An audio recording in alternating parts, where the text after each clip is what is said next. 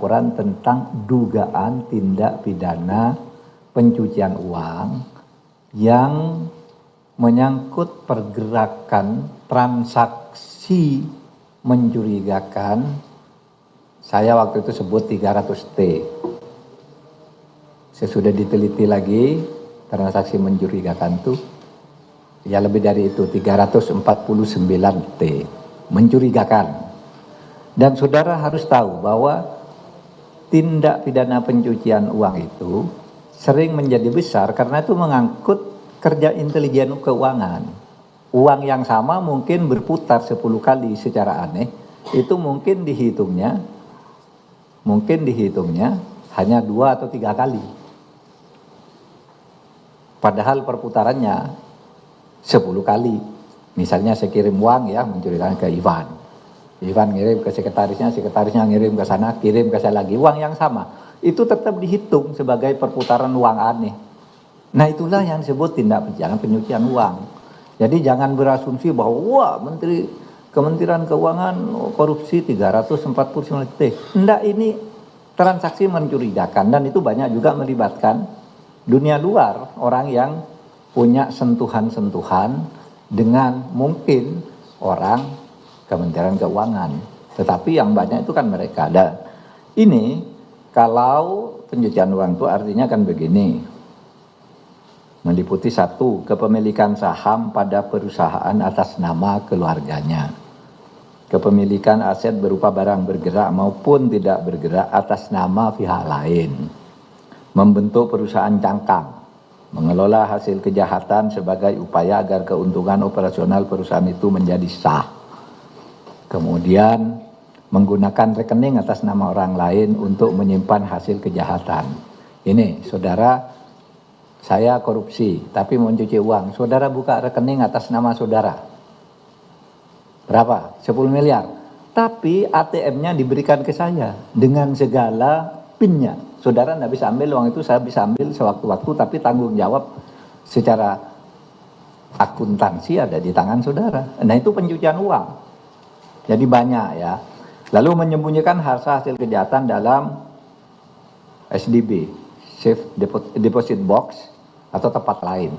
Nah itu semua yang harus dilacak. Oleh sebab itu menjadi besar dan laporan resmi mungkin 56 miliar, tapi kok sesudah dilacak nih pergerakan uangnya ada 500 miliar gitu. Nah itu pencucian uang. Tapi itu sekali lagi itu tidak selalu berkaitan dengan pegawai di Kementerian Keuangan. Itu mungkin yang ngirim siapa, yang ini siapa, dan seterusnya, dan itu bukan uang negara. Nah saudara, oleh sebab itu dari penjelasan itu secara singkat ingin saya sampaikan tadi akan disampaikan oleh Bu Sri Mulyani, tapi saya ingin menyampaikan kesepahaman kami bersama bahwa yang kita bicarakan itu, yang saya dan Pak Ivan PPATK sampaikan dan Bu Sri Mulyani juga mengomentari, menjawab bahwa ini adalah laporan pencucian uang. Laporan tindak pidana pencucian uang. Ya. Memang jumlahnya besar. Karena itu tadi menyangkut orang luar, menyangkut tindak pidana di luar, tapi ada kaitan dengan dalam. Nah, untuk itu kami tadi bersepakat begini. 1, Kementerian Keuangan akan melanjutkan untuk menyelesaikan semua LHA. LHA itu laporan hasil analisis yang diduga sebagai tindak pidana pencucian uang dari PPATK, baik yang menyangkut pegawai di lingkungan Kementerian Keuangan maupun pihak lain.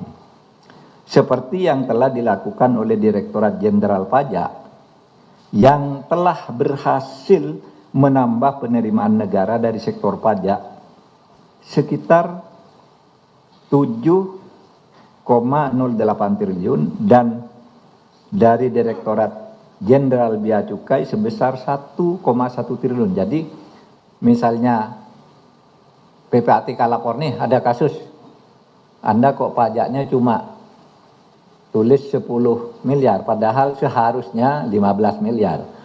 Menteri Keuangan selama ini langsung pakai yang PPATK. oh ini 15 miliar, dihitung lagi bayar kalau benar, kalau enggak benar ya tidak bayar. Nah, dari hasil tindak lanjut yang dilakukan oleh Kementerian Keuangan, dua Direktorat Jenderal ini sudah mencapai 8,2 triliun tadi. Pajak 7,08 triliun, kepabeanan 1,1 triliun. Nah, kesempatan berikutnya, apabila nanti dari laporan pencucian uang itu ditemukan alat bukti terjadinya tindak pidana, maka LH tersebut akan ditindaklanjuti dengan proses hukum oleh Kementerian Keuangan sebagai penyidik tindak pidana asal. Ya, jadi nanti Kementerian Keuangan akan menindaklanjuti. Korupsinya sudah oke, sudah selesai. Tapi sudah ada yang masuk penjara, uangnya udah dirampas, sudah itu. Tapi ini tindak pidana pencucian uangnya ini akan ditindaklanjuti, yang mana ditemukan alat bukti nanti akan disidik oleh Kementerian Keuangan sebagai penyidik, PPNS penyidik di bidang pajak dan kepabeanan. Atau mungkin saja nanti diserahkan ke aparat penegak hukum lainnya, penyidik lainnya, yaitu polisi atau jaksa atau KPK. Itu kesepakatannya. Saudara, Komite Koordinasi Nasional Pencegahan dan Pemberantasan Tindak Pidana Pencucian Uang akan melakukan evaluasi terhadap LHA yang diduga TPPU dan telah dikirim oleh PPATK kepada aparat penegak hukum untuk mengoptimalkan penerapan Undang-Undang Nomor 8 Tahun 2010 tentang tindak pidana pencegahan tindak pidana pencucian uang. Jadi beginilah, memberantas korupsi itu lebih gampang kalau mau. Korupsi ini ukurannya jelas, merugikan keuangan negara, memperkaya diri sendiri, melawan hukum, itu udah korupsi. Memperkaya diri sendiri atau orang lain atau korporasi itu udah korupsi. Tapi pencucian uang lebih bahaya. Kalau saya korupsi, nerima suap 1 miliar, di penjara selesai, itu gampang buktinya. Tapi bagaimana uang yang masuk ke istri saya? Itu mencurigakan, dilacak oleh Kementerian, oleh PPATK. Bagaimana dengan sebuah perusahaan atas namanya itu tidak beroperasi, misalnya warung makan tidak beroperasi, tapi omsetnya 100 miliar. Padahal tidak ada yang beli, tidak ada yang jaga juga, hanya ada nama mak warung. Nah, itu yang disebut diduga. Saya katakan sejak awal, diduga pencucian uang, dan ini bukan korupsi, tapi pencucian uang dalam dugaan. Nah, saudara, kita membuat undang-undang tindak pidana pencucian uang itu dalam rangka itu, mencari yang lebih besar dari korupsi, karena itu sebenarnya itu lebih besar kalau diburu, bisa lebih besar dari hasil pidana korupsi pokoknya, gitu loh. Nah, ini bagian dari yang dilakukan oleh PPATK sesuai dengan tugas undang-undang. Saya, Ketua Komite, Bu Sumilyani anggota, Menteri Pak Airlangga Hartarto perekonomian juga wakil, dan seterusnya, semuanya berkewajiban melaksanakan ini.